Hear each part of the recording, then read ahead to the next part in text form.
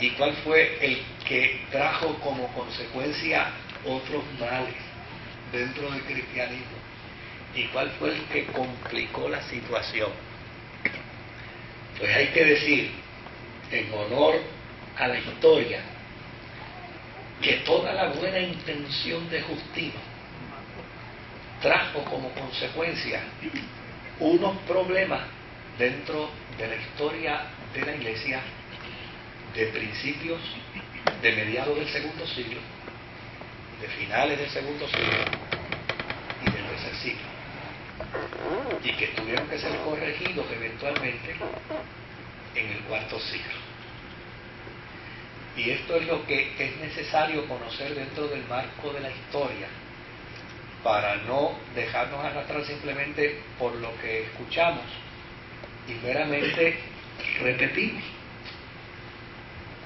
Claro que sí, que los cristianos, estos apologistas, hicieron una aportación contundentísima para la defensa de la fe, y que sirvió de base para que luego en el siglo IV se mirara a los cristianos como una alternativa, y Constantino se hiciera cristiano, o por lo menos declarara que el cristianismo iba a ser el emblema del imperio. O sea, esto sirvió de base. Ahora, todos estos apologistas también dieron argumentos contundentes. Por ejemplo, Arístides dijo: si somos ateos. También hubo filósofos ateos que decían que los dioses son buenas excusas para la conducta inmoral de los humanos. Decía: mire, ustedes se obligan a ser dioses inmorales porque es de la única manera que entonces ustedes pueden actuar en inmoralidad, porque si el Dios mío es inmoral, pues yo soy inmoral. Entonces, Tasiano decía: es un error adorar parte de la creación cuando es importante quién la creó. Atenágoras decía: yo no adoro al instrumento, sino al que presta la música, haciendo referencia de que él no iba a tener compromiso con nadie que no fuera su Dios. Ahora, por el otro lado, habían planteamientos de defensa extraordinarios, como por ejemplo, los dioses griegos son hechos de manos humanas, y para que ellos prevalezcan dentro de nuestra sociedad necesitan de guardias para protegerlos.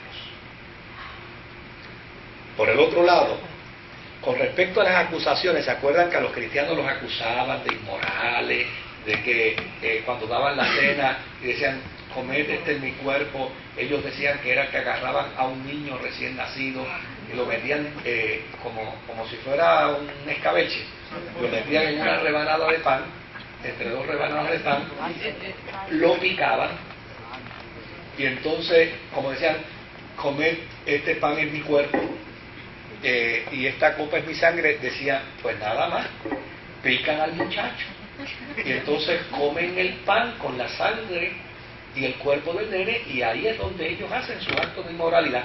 Claro, decía: ¿quién va a decir que eso no es verdad si todos los que están ahí dentro comen de eso? Y a cualquiera que se haga testigo lo matan. Pues por lo tanto decían: eso es lo que hacen, pero nadie lo va a decir. Por el otro lado, decían que los cristianos tenían relaciones lujuriosas, inmorales, dentro de sus reuniones, porque practicaban el ósculo santo, etcétera y demás. Bueno, con respecto a esas acusaciones, los apologistas decían: es imposible que se nos acuse de actos inmorales cuando nuestra fe condena no solamente el acto, sino aún los pensamientos inmorales. O sea, ¿cómo se les puede ocurrir a ustedes que son cultos pensar que nosotros practicamos inmoralidad cuando nosotros enseñamos a los cristianos que tienen que cuidarse inclusive hasta de pensar inmoralmente? Por el otro lado decían: ¿cómo podemos nosotros comer niños si en nuestra fe está prohibido todo tipo de homicidio, hasta el del pensamiento? ¿Cómo se les ocurre a ustedes decir que nosotros no adoramos al emperador. Desde luego, no adoraremos jamás al emperador, pero nos declaramos sus súbditos leales, porque lo que el emperador necesita no es que se le adore, sino que se le sirva, y nosotros estamos dispuestos a servirle. ¿Se acuerdan que le hablé del primer discurso, del discurso de Diogneto, verdad? Justo González presenta un trocito del discurso en su libro,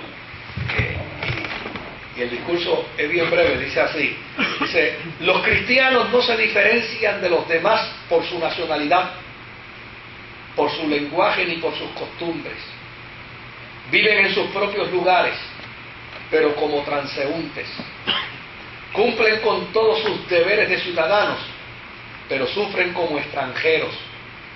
Donde quiera que están, encuentran su patria, pero su patria no está en ningún lugar. Se encuentran en la carne, pero no viven según la carne. Viven en la tierra, pero son ciudadanos del cielo. Obedecen todas las leyes, pero viven por encima de lo que las leyes requieren. A todos aman, pero todos le persiguen. Ese es un trozo del discurso de Diogneto. Ahora, ¿se acuerdan que les dije que el interpelar con la filosofía construía puentes con la fe y la cultura antigua, pero que iba a traer serios problemas a la vida de la iglesia? Pues mire, uno de los problemas que trajo, ya lo hemos discutido aquí en otras reuniones, fue el gnosticismo. El gnosticismo era una filosofía ya que llevaba mucho tiempo en el mundo griego. Y desde luego, el gnosticismo como un movimiento sincrético, en el segundo siglo aparece dentro de los cristianos. Y es producto de los griegos que se convertían al cristianismo. Pero desde luego, la gente se convierte, pero sus trasfondos culturales, sus trasfondos filosóficos y religiosos los acompañan. Y en muchas ocasiones, si lucen lógicos, los queremos introducir dentro de la fe.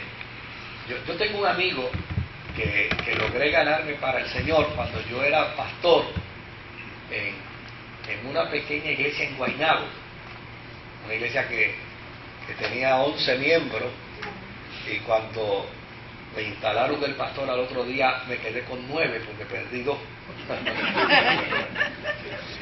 Y al otro día se me convirtió una y eran 10, pero eso fue domingo, y el lunes vino para desconvertirse porque ella volví a quedarme con 9. Ese es mi introito pastoral, ¿no? De agonía y de sufrimiento. Si hubiera sido de la filosofía que para haber sido llamado todo me tenía que salir bien, pues ya con el introito debía haber dejado de ser pastor. Bueno, pero yo me gané a este amigo para el Señor.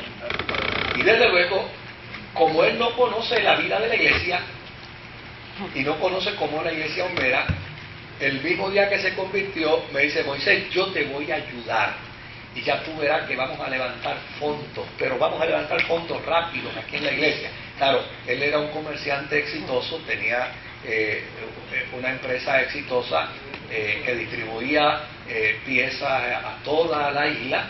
Me dice: pero esto lo vamos a hacer rapidito, pero tan rápido como dentro de una semana.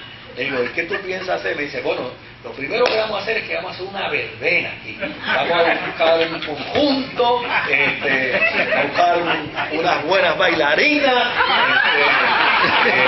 vamos a poner aquí los caballitos, ya tú verás.